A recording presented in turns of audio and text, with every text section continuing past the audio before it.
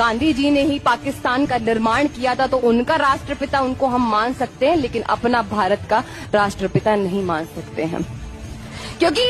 हम ऐसे व्यक्ति को राष्ट्रपिता नहीं मान सकते जिन्होंने जीते जी केवल और केवल 20% आबादी के लिए लड़ते रहे और 80% आबादी को उन्होंने यूं ही छोड़ दिया। हम ऐसे व्यक्ति को राष्ट्रपिता नहीं मान सकते हैं जिन्होंने शिवा बावनी पर रोक लगा दी। हमारे छत्रपति शिवाजी महाराज की एक कविता थी जिसको शिवा बावनी कहते हैं। शिवा बावनी पर उस व्यक्ति ने इसलिए रोक लगा दी क्योंकि 20% आबादी उसको सुन नहीं पाती थी। हम उस व्यक्ति को राष्ट्रपिता नहीं मान सकते हैं जिन्होंने वंदे मातरम पर केवल इसलिए रोक लगा दी क्योंकि 20% आबादी उसको गा नहीं पाती थी।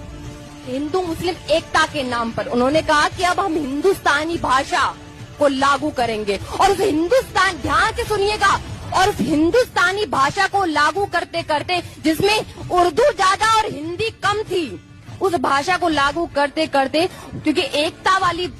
भाषा बनाई है उन्होंने, तो उन्होंने माता सीता को बेगम सीता कहकर पुकारा और श्री रामचंद्र को उन्होंने बादशाह राम कहकर पुकारा।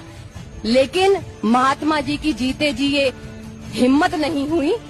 कि वो मिस्टर जिन्ना को श्रीयुत जिन्ना कहकर पुकारे और मौलाना आजाद को पंडित आजाद कहकर पुकारे, क्योंकि